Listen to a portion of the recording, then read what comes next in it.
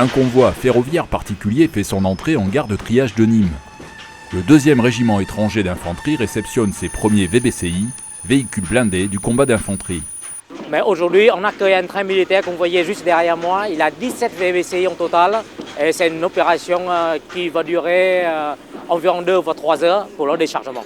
Une opération qui demande organisation, coordination et concentration, car la manœuvre est un peu plus délicate qu'un déchargement de VAB, véhicule de l'avant blindé.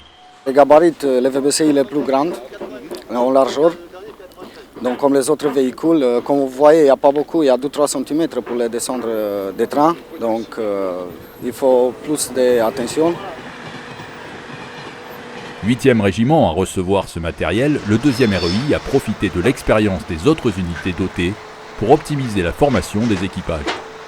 Le régiment a également lancé très en amont toutes les formations nécessaires à bien appréhender le sujet et à bien préparer l'arrivée du VBCI. Nous avons commencé à former les premiers équipages au début de l'année 2014. Avec la dotation Félin et les VBCI, le 2e REI poursuit sa modernisation dans le cadre de la numérisation du combat d'infanterie. Avec donc le VBCI, le régiment va acquérir un surcroît de capacité opérationnelle, tout en puissance, en mobilité, avec une ouverture également sur des perspectives tactiques plus diversifiées que celles que le VAB conférait.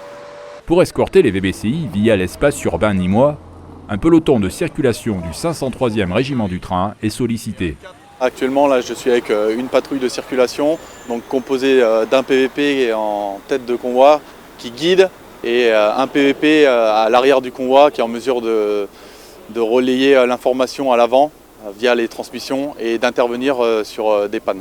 J'ai ensuite aussi un groupe moto composé de 3 motos donc, qui sont en mesure de bloquer les intersections, les feux et les ronds-points.